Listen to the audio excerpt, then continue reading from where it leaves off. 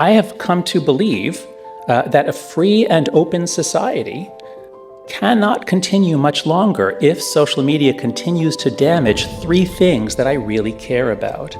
And those are young people, universities, and liberal democracy.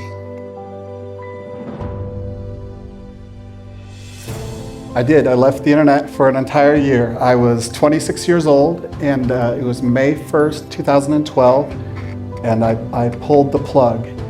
And there were a lot of reasons, but the main reason was probably that I was 26 years old, and I didn't have life figured out, and I was really overwhelmed.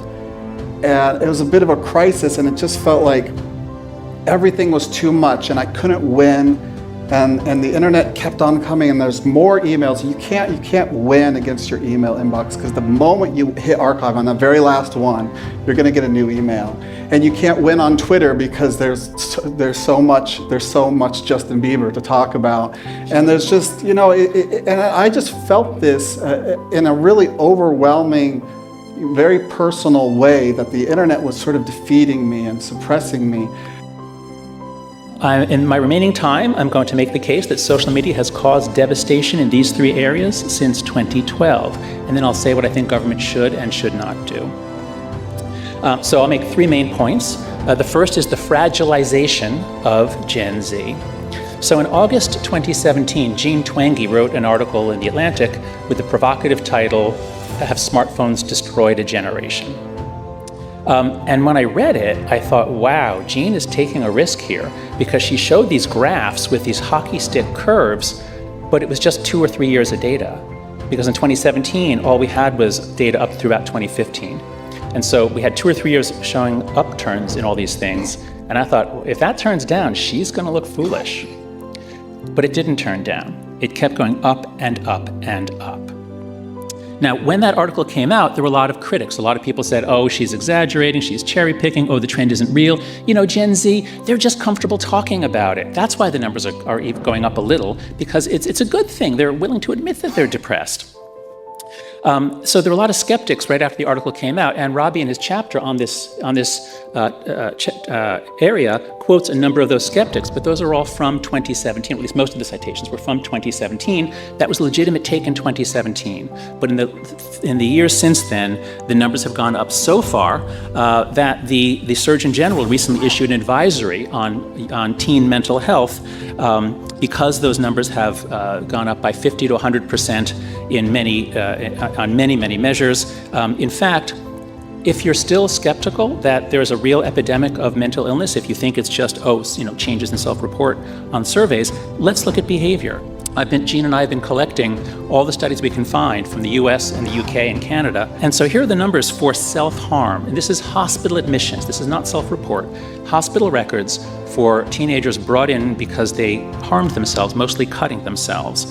If you graph it out, the lines are pretty stable. They don't move around very much up until about 2009, 2010. And then suddenly, in the next 5 years, the numbers are up 62% for older teen girls. The rate of hospital admission per 100,000 in the population is up 62%. For girls aged 10 to 14, these are little girls. These are prepubescent or just entering puberty girls. The rate is up 189%. By 2015, nearly triples by 2015, and it's up more since then. Same thing in the UK, same thing in Canada, and similar story for suicide.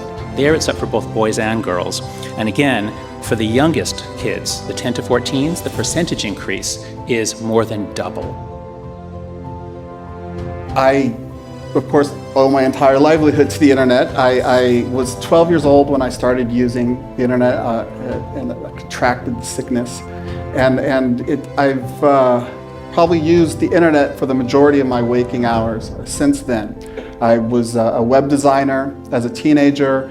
I started writing about technology as a journalist when I was about 20.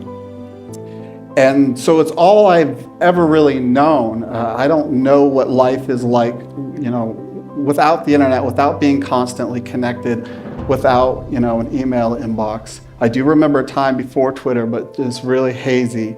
And so I also had this desire to get some stuff done.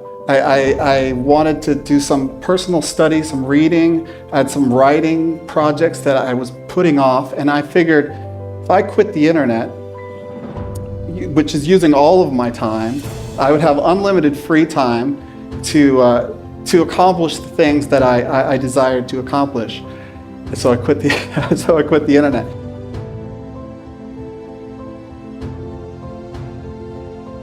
In a few years, the suicide rate has doubled, and then it stayed either level or increasing.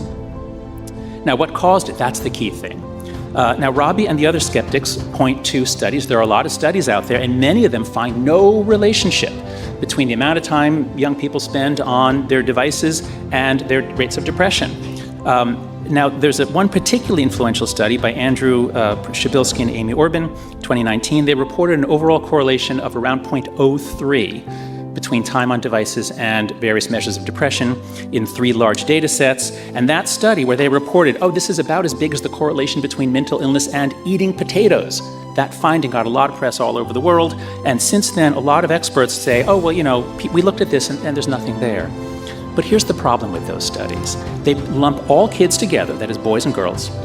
They lump all screen activities together, including watching Netflix, texting with your friends, FaceTime, browsing the web, and posting photos of yourself in a bikini for people to make comments about. You just lump them all together and you find a 0.03 correlation. But guess what? If you take the same data sets, and Jean Twenge and I did this, take the same data sets, use the same statistical techniques, but you zoom in on girls and social media, the correlation isn't 0.03, it's 0.2, which is a very large correlation in public health matters. The correlation between exposure to lead in childhood and adult IQ is 0.09. Public health is all about effects around 0.05 to 0.15, 0.2 at the most. This is as big as anything else we worry about.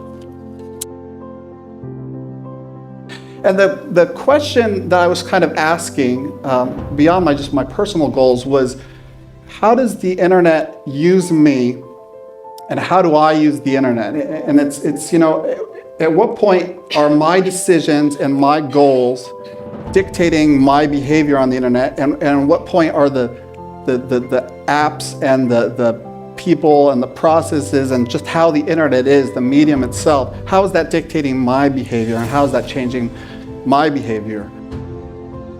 We found about 15 experiments, and the great majority of them also, using random assignment, find effects on mental health.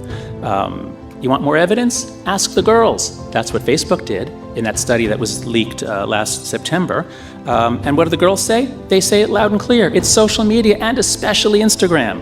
As one girl in the UK said, the reason why our generation is so messed up and has higher anxiety and depression than our parents is because we have to deal with social media. Everyone feels like they have to be perfect.